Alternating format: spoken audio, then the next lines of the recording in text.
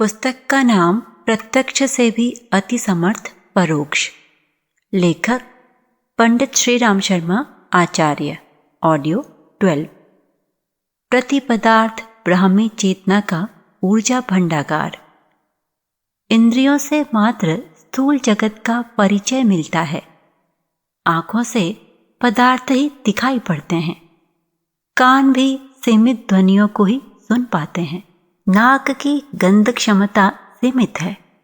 जिह्वा भी रसों का आस्वादन करने में असमर्थ है। त्वचा हर चीज नहीं छू सकती। अनेकों पदार्थ वायु में उड़ते रहते हैं।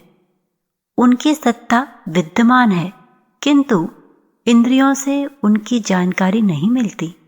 इंद्रियातीत पदार्थों की जानकारी सूक्ष्मदर्शी एवं दूरदर्शी यंत्रों से होती है। छोटे जीवाणुओं की माइक्रोस्कोप से और दूरवर्ती दृश्यों की टेलीस्कोप की सहायता से जानकारी मिलती है। स्पष्ट है कि इंद्रियजन्य ज्ञान ही सब कुछ नहीं है। उसके बाहर की परिधि और भी बड़ी है।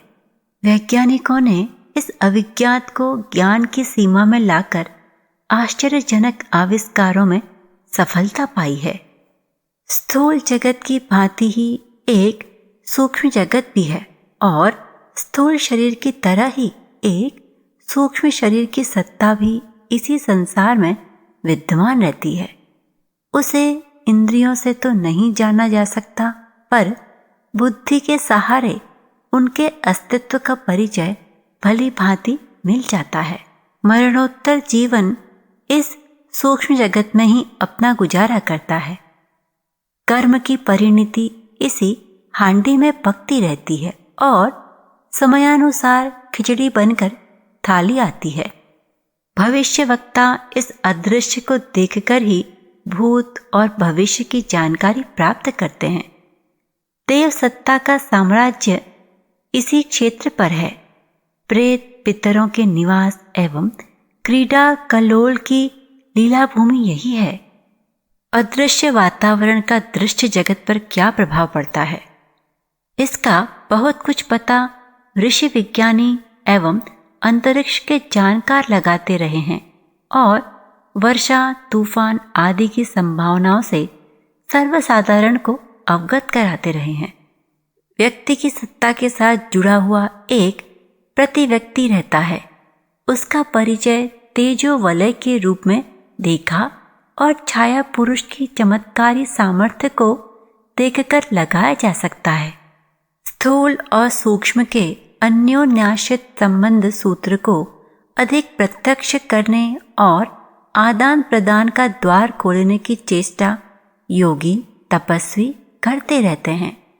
साधना द्वारा मनुष्य भीतरी और बाहरी जगत में विद्यमान सूक्ष्म शक्तियों के साथ संपर्क स्थापित करता है। अतीन्द्रिय क्षमताएं सभी में विद्यमान रहती हैं, पर उनकी सूक्ष्म सत्ता को अनुभव में लगाने तथा अभिष्ट प्रयोजन में प्रयुक्त करने की स्थिति साधना प्रयासों द्वारा ही संभव होती है। उसी प्रकार ब्रह्मांड व्यापी देव शक्तियों के साथ संबंध जुड़ना और उन्हें अनुग्रह बरसाने के लिए बाध्य करना इन साधन प्रयत्नों के सहारे सुलभ बनता है। प्रकृति स्थूल है और ब्रह्म सूक्ष्म। एक इंद्रिय गम्य है, दूसरा इंद्रियातीत। शरीर और जीव के संबंध में भी यही बात कही जा सकती है। ज्ञान सूक्ष्म और कर्म स्थूल। इस समस्त विस्तार पर दृष्टि करने से अदृश्य का अस्तित्व भी स्पष्ट हो जाता है। बुद्धि का भूंडापन ही अदृश्य की सत्ता को अस्वीकार करता है। प्रत्यक्ष को ही प्रमाण मानना बालकों जैसा दुराग्रह है। अदृश्य भी हमारे लिए दृश्य की तरह ही उपयोगी है। व्यक्ति की निर्भरता मात्र पदार्थ संपदा पर ही नहीं, वरन पारस्परिक स्नेह सहयोग भी उसकी महती आवश्यकता है। प्रचुर संपत्ति होते हुए भी सद्भाव संपादन किए बिना जीवन नीरस और कर्कशी बना रहता है। पदार्थ संपदा के दृष्टि में धनवान व्यक्तियों की तुलना में मनस्वी, ओजस्वी, तेजस्वी अधिक समर्थ माने जाते हैं। श्रमिक की तुलना में विद्वान की गरिमा अधिक भारी होती है। यह दृश्य की तुलना में अदृश्य की गरिमा का प्रमाण है। विज्ञ व्यक्ति इसी प्रकार अदृश्य को न तो अस्वीकार करते हैं और न उसके प्रति उपेक्षा ही बरतते हैं। धूप के साथ छाया जुड़ी रहती है, ध्वनि की प्रतिध्वनि होती है। रबड़ की गेंद को दीवार पर मारने से लौटकर वह वापस आती है।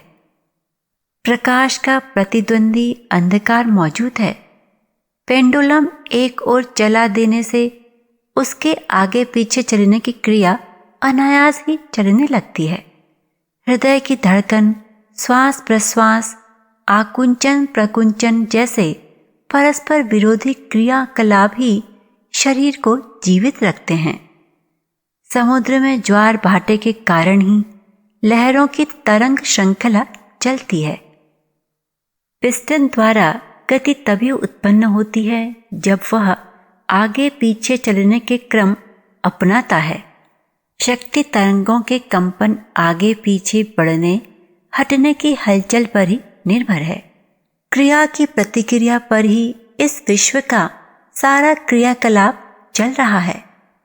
पुण्य का प्रतिद्वंदी पाप, देव विरोधी दानव, भगवान विरोधी शैतान, सत विरोधी तप, स्वर्ग का प्रतिद्वंदी नरक, इसी विरोध विपक्ष के आधार पर आध्यात्म जीवन की गतिविधियां कार्यान्वित हो रही हैं।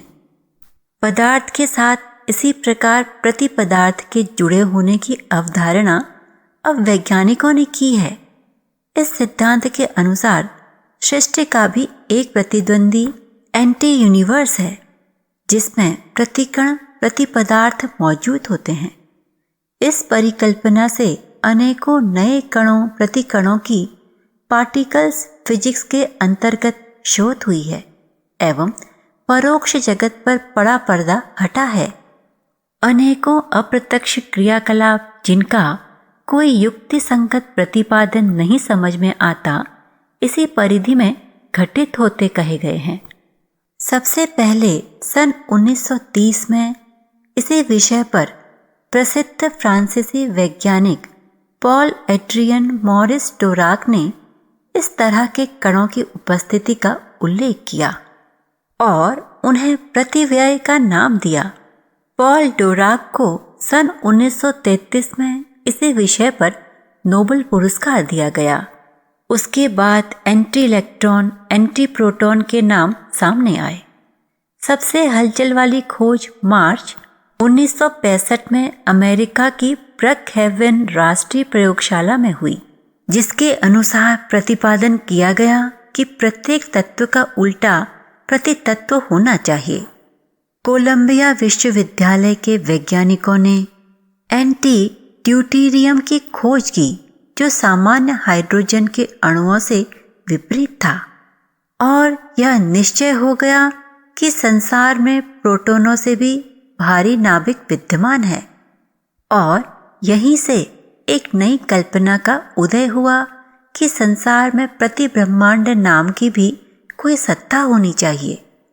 विज्ञान ने तो यह तथ्य अब ढूंढ निकाला है, लेकिन भारतीय दर्शन एक सृष्टि के भीतर अनेक सृष्टियों का तत्व दर्शन, परमाणुओं में छाया लोक के अस्तित्व का प्रतिपादन अनादिकाल से करता आया है। योग वशिष्ठ में वर्णन आया है, आकाशे परमाण्यंतर द्रव्या देरणु के पिच जीवाणु यंत्र तेद्रम जगत वेति निजम वपुः।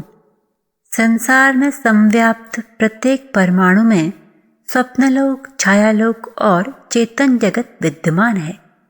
उसी प्रकार उसमें प्रसुप्त जीवन, पिशाच गति तथा चेतन समुदाय की प्रविष्टियां ठीक इस दृश्य संसार के समान विद्यमान हैं।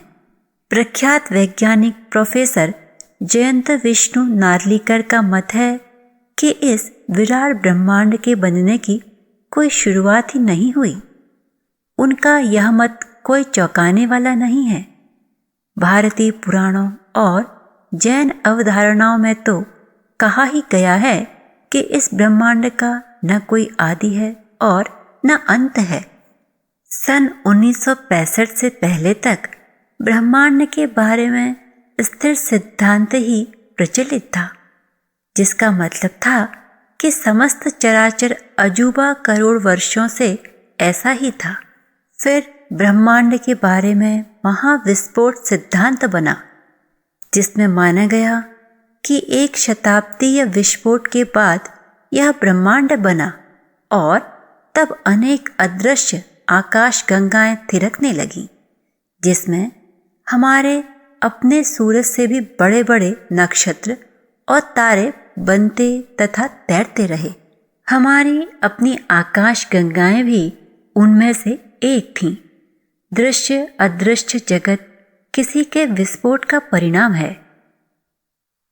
डॉक्टर नार्लिकर भारत में जन्मे एवं शोधरत एक ऐसे ब्रह्मांड वैज्ञानिक हैं जिनके प्रतिपादनों को विज्ञान जगत में गरिमापूर्ण स्थान प्राप्त है। क्वांटम कॉस्मोलॉजी पर उन्होंने अनेकों शोध पत्र प्रकाशित किए हैं। यह तो भौतिक विज्ञान में ऐसा हमेशा होता ही रहा है कि अगली मान्यता पूर्व की खोजों का खंडन करती जाती हैं। विज्ञान के विकास एवं कणों तथा प्रतिकणों के ही आधार पर द्रव्य और प्रतिद्रव्य की धारणा प्रतिकल्पित की गई है। गोल्डहार्नर ने एक परिकल्पना प्रस्तुत की है कि पूंजीभूत द्रव्य का महापिंड विखंडित होते ही दो विश्वों में बंट गया, एक द्रव्यमान विश्व, दूसरा प्रतिद्रव्यमान विश्व। गोल्डहार्नर व कुछ अन्य वैज्ञानिक एक सर्वथा भिन्न प्रतिद्रव्यमय विश्व की परिकल्पना करते हैं, तो कुछ वैज्ञानिकों के अनुसार इसी गेय विश्व में प्रतिद्रव्य वाली आकाश गंगाएं अस्तित्व में हैं, किंतु हमें उनका ज्ञान अभी संभव नहीं, क्योंकि हम तो मात्र आकाशीय पिंडों से उत्सर्जित विकिरण द्वारा ही उन पिंडों के बारे में जान पाते हैं, क्योंकि द्रव्य तथा प्रतिद्रव्य का विकिरण एक जैसा ही होता है, इसलिए हम उसे अलग से पहचानने में असमर्थ हैं। अंग्रेजी का यूनिवर्स शब्द